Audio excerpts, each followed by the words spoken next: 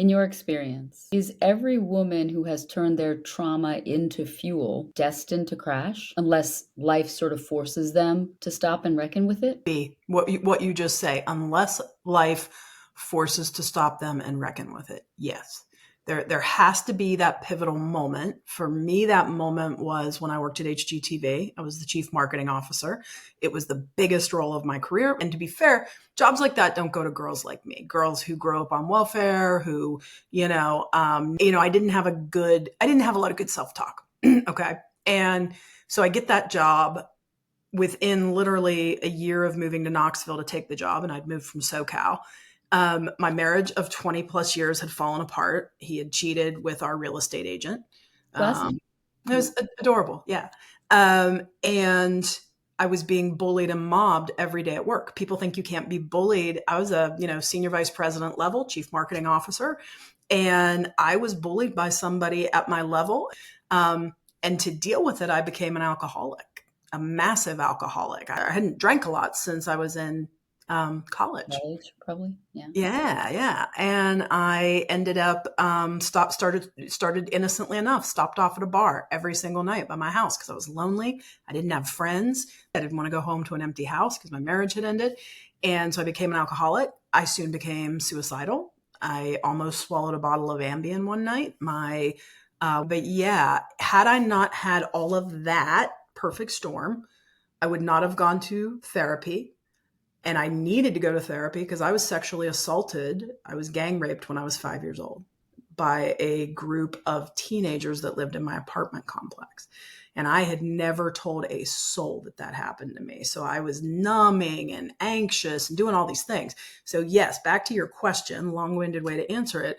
You have to have that pivotal life-changing moment, I think, to not crash and burn from the trauma.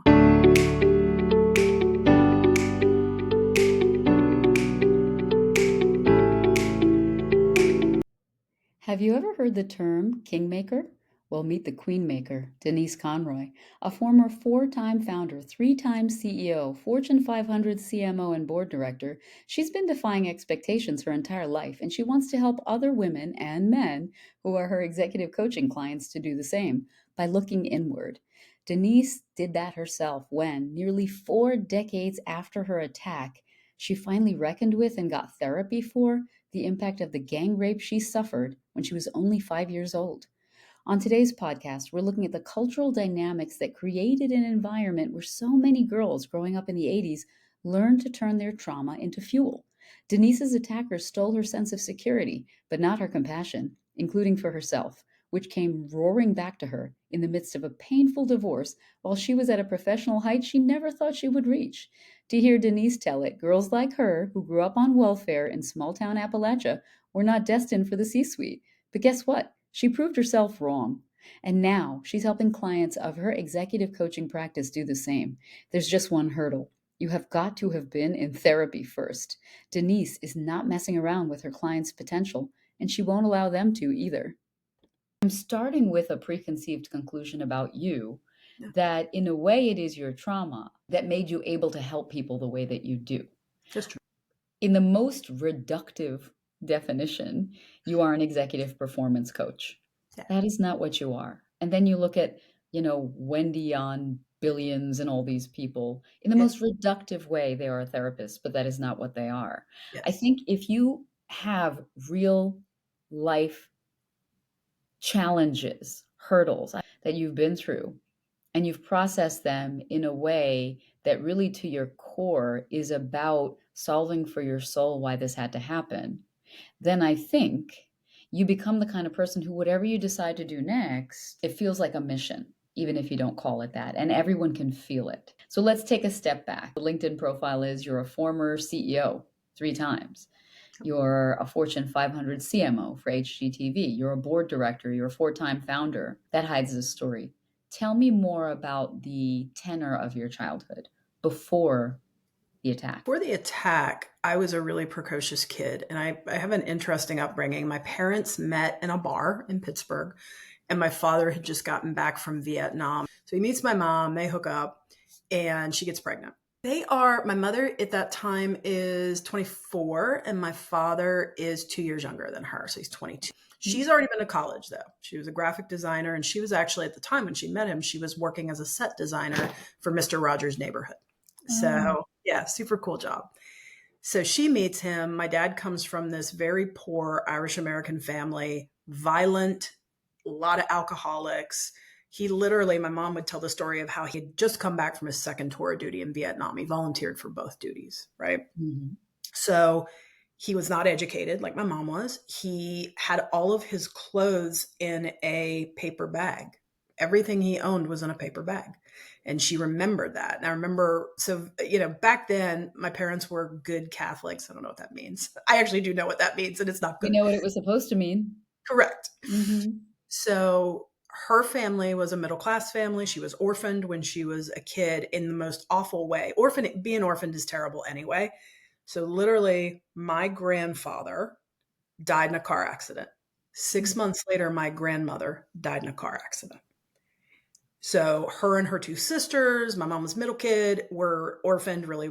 I mean, when I tell you how that shapes a person, it's shaped, and now as an adult, I get it. My mom's trauma, it shaped so much about her. So these two very traumatized people meet and they do what Catholic people do back then. My dad's like, I guess I got to marry you. And she's like, yeah, you do. Cause like, I'm a good Catholic girl. And in hindsight, they never should have been together. Like, he was not a good guy. He was not her guy, right? And it's weird that I knew that as a little kid. So when you say, like, what was my life like before I got sexually assaulted? I knew that my parents shouldn't be together. I knew that my dad wasn't good enough for my mom. I love my dad. I mean, he's part of me. I have to love him, right? I don't really have much choice in the matter, but I can see very clearly, and I've always been able to see very clearly, they were not a good match. So they get married. So they proceed to have, in pretty rapid fire, 3 other kids. So my twin brothers come next, twins, really hard. My mom is the one who's working. We're living in Morgantown, West Virginia. So my father can go to West Virginia University on the GI Bill. So he's a full-time student. I literally go to school with him every day. And literally, I'm just that good kid who sits next to him with my crayons, pretends like I'm taking notes in the class, and I'm quiet and I'm well behaved and yada, yada. So I had this really good life. I was a real precocious kid before I got assaulted. I was sort of the apple of both my parents' eye. I was And yeah, she's going to be all these things that we weren't, right? And then that happens, and I become riddled with anxiety, quiet, oddly quiet and shy, which I never was. The precociousness, the goofball in me goes away. And what Go ahead, sorry, sorry. the hardest part for me as an adult, looking back, is that nobody seemed to notice that that went away. Nobody seemed to notice the profound change in me. And of all the things I've resented with my parents, it was that. Now, as an adult, I can sort of intellectualize and I can also go through the emotions because I've been through a ton of therapy, right? But I look back, my parents were struggling to keep their heads above water. So they just didn't have a lot of time to actually see me. But that was really the biggest hangover in my trauma is I never felt fully seen by anybody. Mm. My goal in this podcast is to make people feel seen. So for the record, we'll see how far we can get. I'm a But I huge crier, will so I'll own it. okay. Well, but I will say that you recognizing the impact of them not seeing the loss of the spark in your eye, um, that hits really deeply. I have two small children, We can. but on the day of your sexual assault, you describe your mom had just had newborn twins. They Yes, never let you play outside. They never let you go in the backyard with the other kids outside the apartment building. And this particular day, she lets you go. Fine. These are things that mothers do all the time. Did you know the other children that were there? I did. So, and when we say children, I just want to be clear. These were kids that were probably ranging in age from 15 to 18. So these were teenagers, So adolescents, teenagers, right? adolescents, yeah. And they were they were known as the bad kids, right?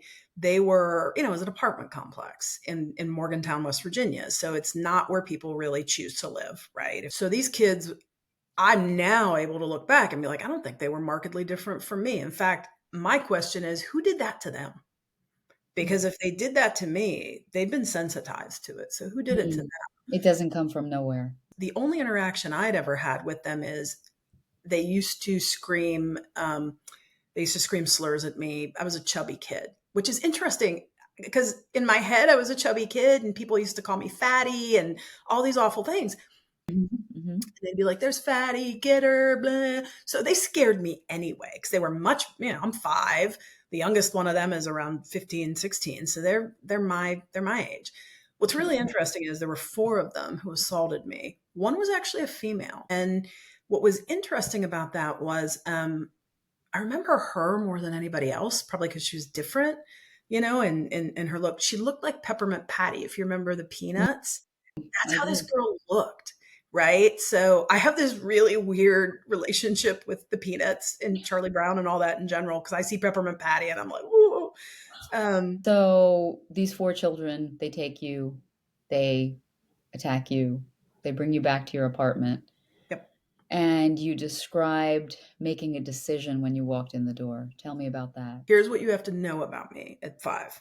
I was extremely gifted. So I'm not really sure, but I know that I went to a special first grade. And in order to get into the special first grade, you had to be tested by 2 psychologists. They did an IQ test. And my IQ was over 150.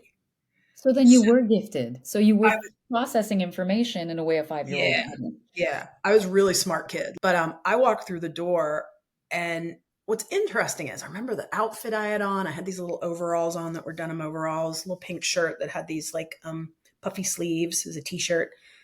And I never forget, I looked forlorn. I know I did. Like I was on the ground in the backyard. There's a big, like an open backyard in the back, which is where this happened.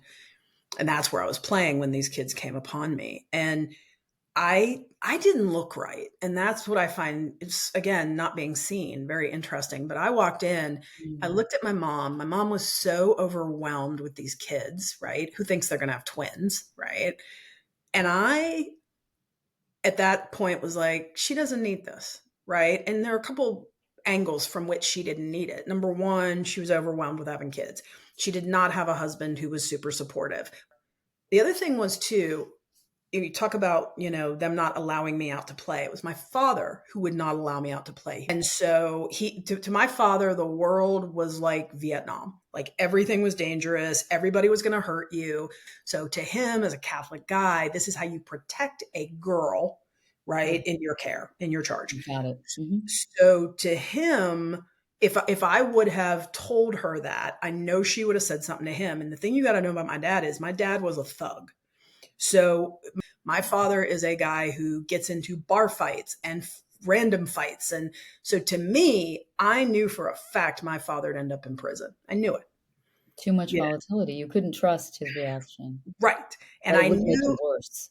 right. I knew my mom's life was bad with him, but from what I'd observed in the world, I think it would have been worse without him in some regards too. So Mm. I decided very distinctly and very quickly to keep my mouth shut. I remember walking back to our bathroom, throwing my clothes in the hamper, changing my clothes, washing myself up because I was bleeding. I was, you know what I mean?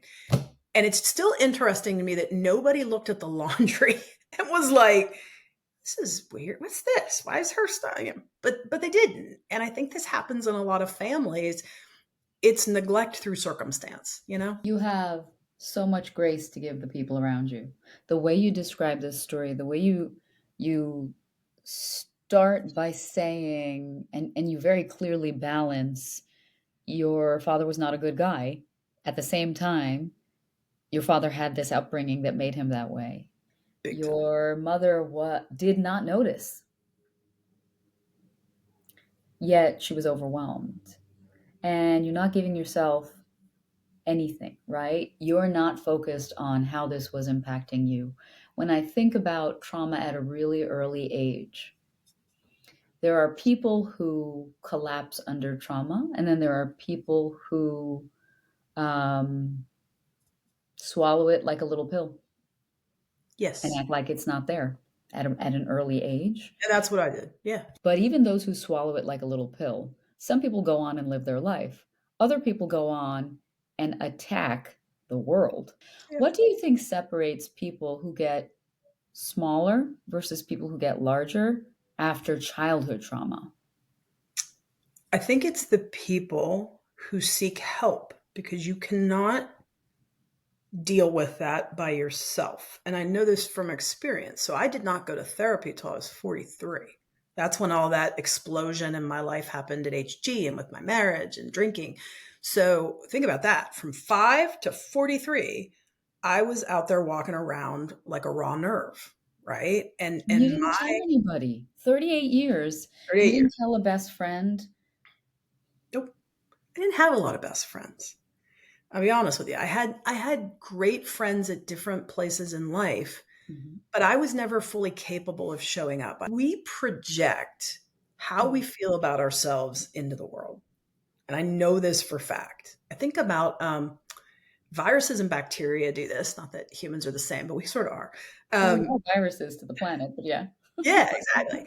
Um, they do this thing called quorum sensing. And quorum sensing is where they sense whether conditions are right, there are enough of them that can, mathematically multiply, and they'll decide whether to invade a body, if it's a bacteria, to invade an organism, whatever, right?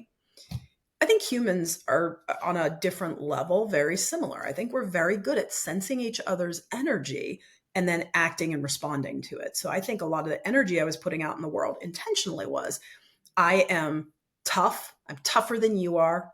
Nobody can hurt me.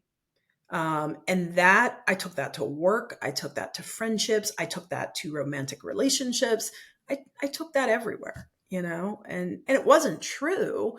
I was just numbing my pain, numbing my trauma. I was very adept at it, very, very good at it. But inside, for those 38 years, I call it spinning. I would spin all the time with anxiety and worry. And I was very, very good at trying to anticipate all the horrible things that could happen to me because I thought that if I could anticipate them, I could control them.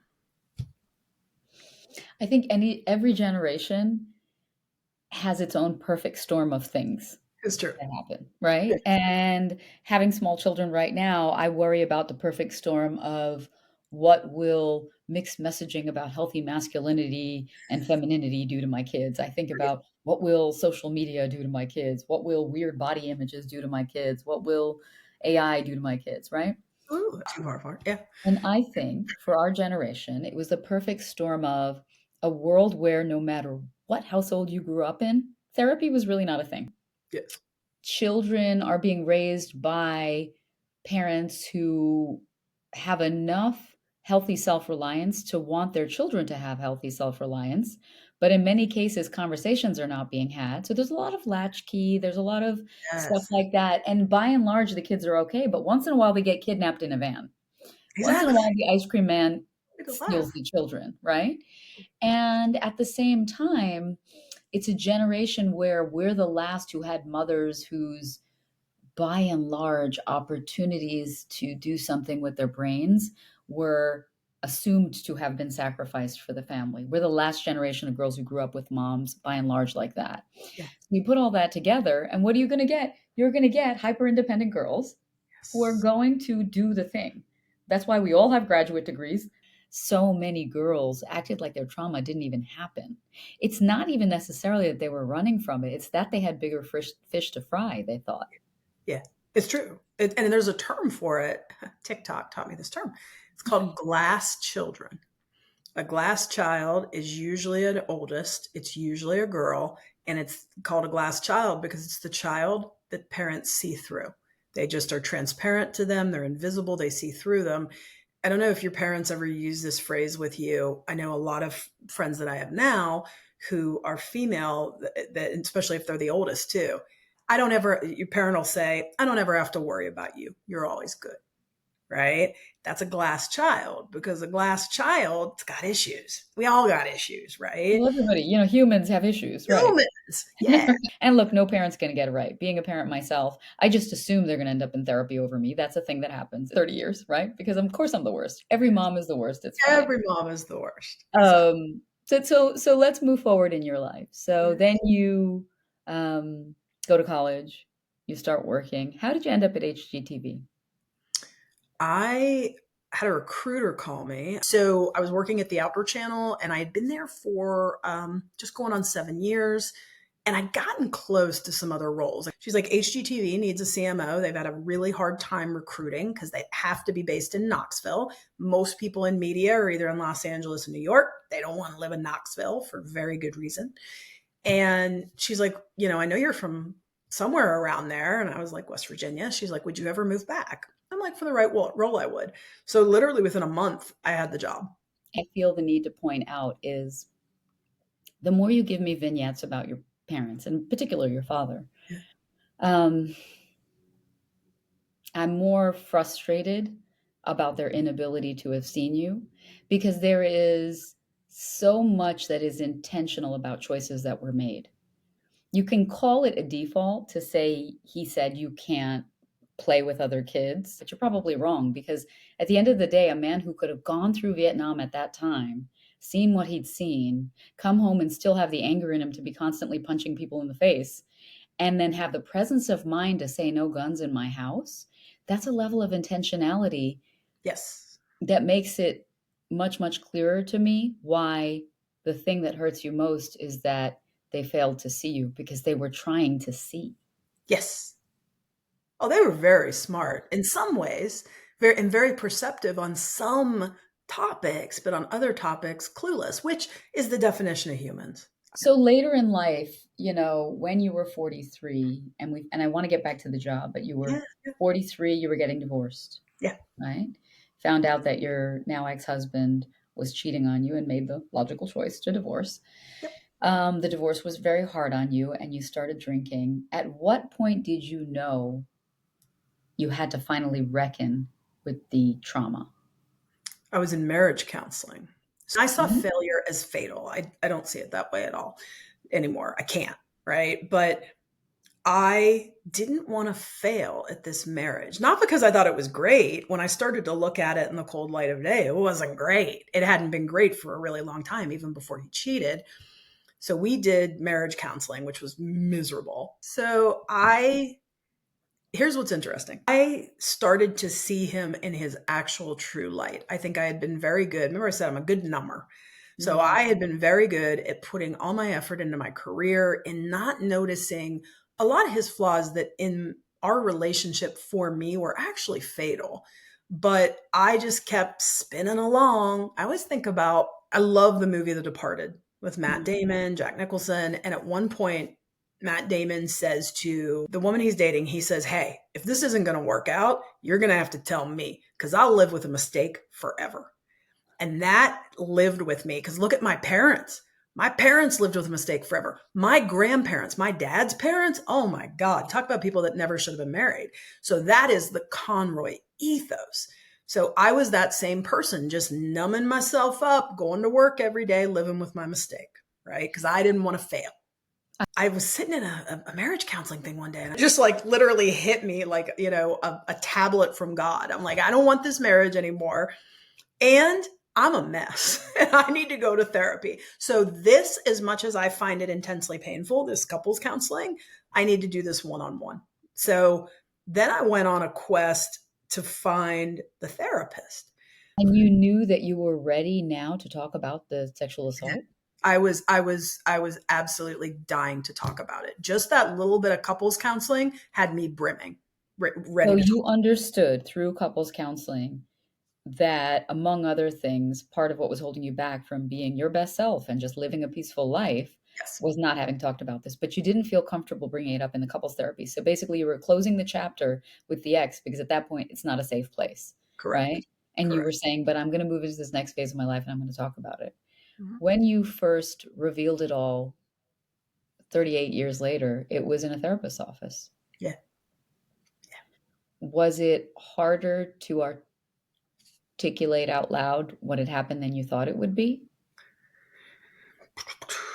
Um, yeah. I mean, it was because here's how I explained it to my therapist, and he was so good at holding me accountable on this. I'm like, I don't know, this might have happened, and he was like, no, no, no. It's like, did it happen? Did it not happen? Right. And so he was very good about walking me through breaking it into discrete parts to be able to tell it to him. Because I was very evasive, sheepish. This is wild, and I know it's wrong. But when you have been assaulted, even as a 5-year-old, you still are ashamed and you think you did something wrong. And it's intellectually, I know I didn't, right? Now, emotionally, I know I didn't. But there's a piece of you that's like, I don't know. And one of the things he had to work with me on is from my marriage, from my assault, I am very compassionate to people who have done extreme harm to me.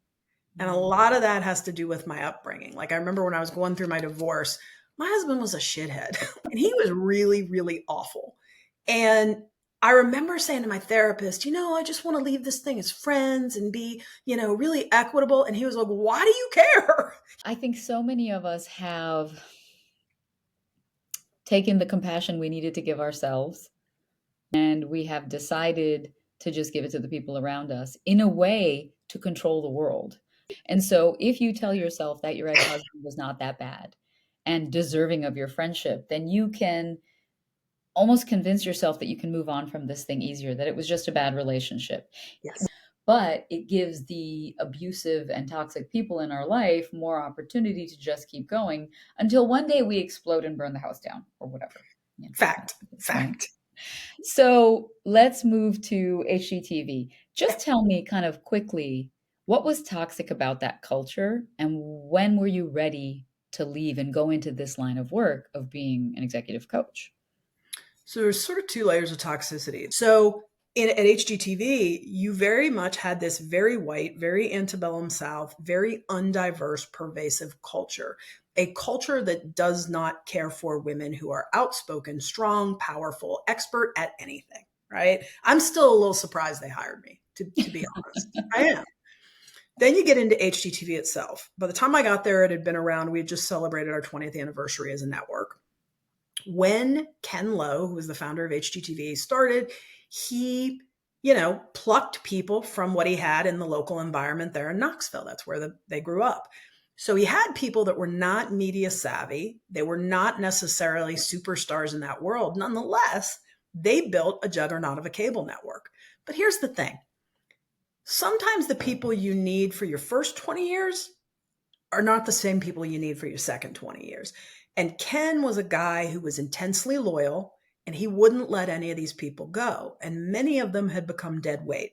So of the people who harassed me, they were all people who had started out, they were OGs, as I call them, people who had been original employees. My chief harasser, I call her Voldemort, she actually started out as Ken's assistant and worked her way up to be the head of HR.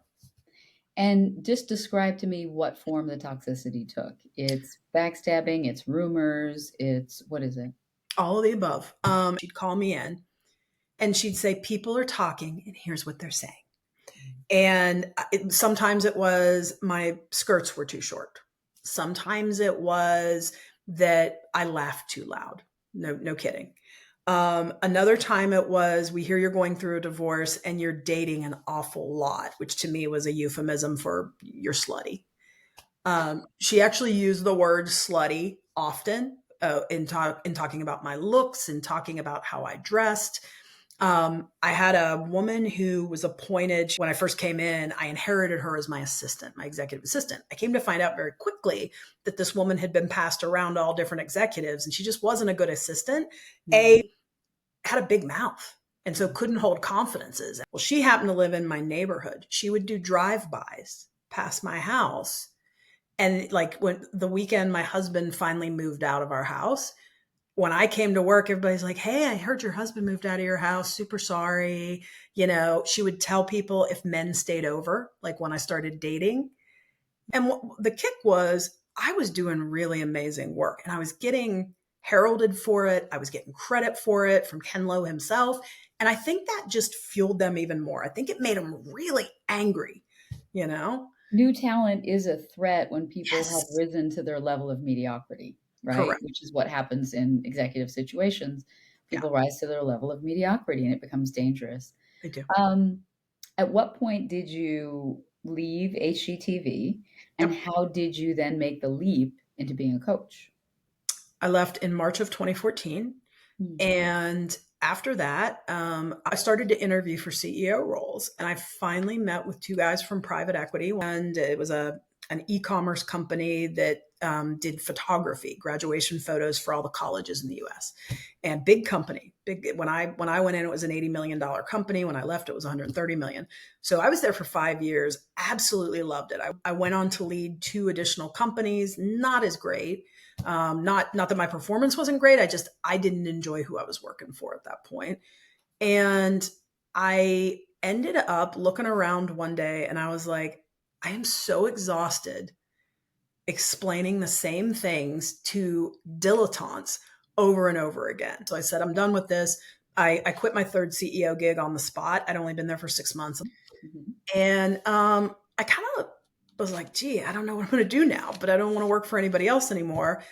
And at about the same time, I had people say, hey, I hear you're not working anymore. Would you be my coach? And I was like, well, I don't have like the IFC designation. I don't have any of the certs, and I'm not going to go get them. I've been working for 30 years. I'm really, really good at developing people. If you don't trust me, go coach with somebody else. I don't care.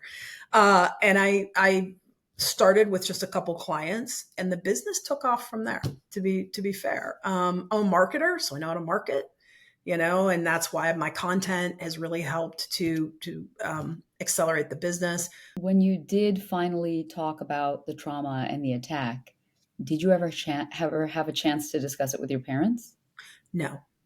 Mm. And I'd always had, as an adult, a very tumultuous relationship with them. A lot of arguing, they used me as an ATM. As I started to accelerate throughout my career, I'd get calls for, we need money for this, we need money for that. And they needed money. Mhm. What bothered me about it was I didn't feel like we had a substantive relationship aside from that money, right? Outside of that, right? Yeah. Because it's not like you don't want to help your family. That's Now, separate, and right? I'll give an example of something that hurt me. So I just started to date the guy who is now my husband, my second husband. And I was starting to climb back out of the hole, right? And I remember my parents were coming with my brothers. My one brother, my youngest brother, has children. It was a big family vacation to the Smoky Mountains, which is right outside my back door, right? Real close to my house. I had bought a house for the first time. Big deal. It was a big deal for me because my parents never owned a home. It's a milestone. Yeah, It yeah. is. It Okay. is. So I remember saying, why don't you stop at my house? I want to show you my house and then we can all drive up together. Day comes and they say, sure. My dad and my youngest brother are like, we don't have time to stop. We're going to drive by.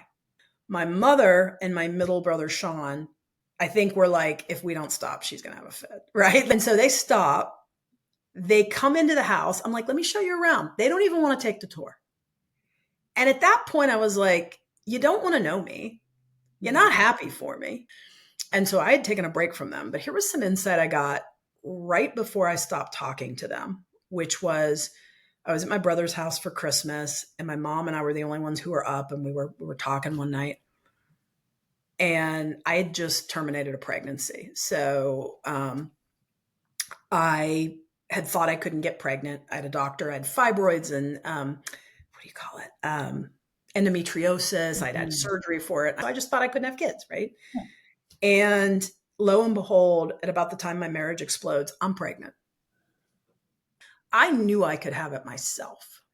That said, as I started to see more layers of my husband, because I was then husband, because I was choosing to see him now, I didn't want him in my life. He was manipulative. I didn't want him manipulating a child. So I Mm. ended up terminating the pregnancy and I was super sad about it. So I'm at home at Christmas and I have told no one that I've terminated this pregnancy because again, I'm ashamed and I keep secrets for life. Right. Yeah. And I remember saying to my mother, my life is a shambles. And by the way, I terminated this pregnancy. So I tell her. And she was super supportive, very empathetic. And she gets quiet. And then she says to me, I had something horrible happen to me once, and I've never told anybody about it. So my mother was raped by her college boyfriend. I always wondered why, because she was in a sorority, and I have this album of her sorority days, and I love it. It's one of the most cherished things I have of hers because she's happy and joyous and social, which all those things she was, right? And she's with this really handsome man. And in all the pictures, like they dated all the time she was at Penn State. And I was always like, I remember saying to her numerous times, why didn't you marry him? Guy's name was Jack. I'm like, why didn't you marry Jack? Oh, she was always very evasive. I come to find out Jack and her went on some sorority fraternity boondoggle. They're staying in a motel. They have not yet had sex and he rapes her. And so much fell into place for me with her. How traumatized she was, why she rebounded to my dad, right? Who was this tough guy who could protect her. And so it all made a lot of sense. A lot of sense. One thing I've asked a number of people is, what do you wish you knew about that parent and would it change anything? Yeah. Seems like you got so much information about your mom, I did. about your dad, about their childhoods. So I don't think that's an appropriate question for you. No. I wish I knew it. It is, though. I'll tell you why. I wish I knew it earlier. My father was an alcoholic, and his alcoholism I saw as weakness for the longest time. And I was brutal about it. Brutal. And in hindsight, I wish I would have known and understood more, because consider then I became an alcoholic. And I know how much I hated myself. And that's why you hated yourself, because you had been judging it not for the disease that it is, but for some sort of weakness your whole life. And it's so ironic because you as a child go through this horrific trauma that your brain, no matter how intellectually gifted, was not prepared to make any kind of sense of. And you deal with it by just working harder. So of course you're going to judge anybody else and the way they process their trauma and say, why would you go to alcohol? But why are you so weak? Exactly. And it just on yourself. Yeah. Are you sober? Yes, have been for 6 years now. What is a queenmaker? A queenmaker is the equivalent of a kingmaker. Throughout my career, especially once I became a CEO, I saw people, multiple people, that were pulling the strings, that were pushing people forward, usually men, right, to put them into positions of power. Remember, power is a thing that can be given and taken, okay? And so that's what those folks did. I never, not once, saw anybody making queens. Not once. In my career, I'd love to tell you I had great mentors. I didn't. And so for me, it's about giving women who already are way out talented, have the expertise, they're overqualified. Most women really are once they get to a certain executive level. They have all the things. It's just making them believe they have the things. And maybe they're missing one little piece, right? For me, that piece was emotional intelligence. And it's not a stretch when you consider how I came up, right? And what my trauma was about. So I had to figure out emotional intelligence. Some people have to figure out communication. Some people have to figure out how to influence and gain status. You can have power without having status. Some of the most miserable people in corporate America have power and no status. Right. And what I say is power is when you control access to something and everyone knows it. Truth. Influence is when people do what you suggest or what you ask because something about the way that you exist in the world inspires them. Yep. There's a big difference, right? And all the women kind of really love that distinction. I think also because power is still a dirty word. Oh, absolutely. Especially with women. Oh, I want them to say they're powerful.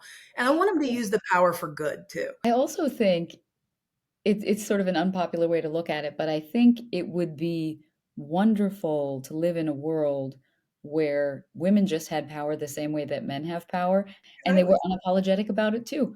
Your clients are CEOs, C-suite executives, entrepreneurs, managers at all the top companies.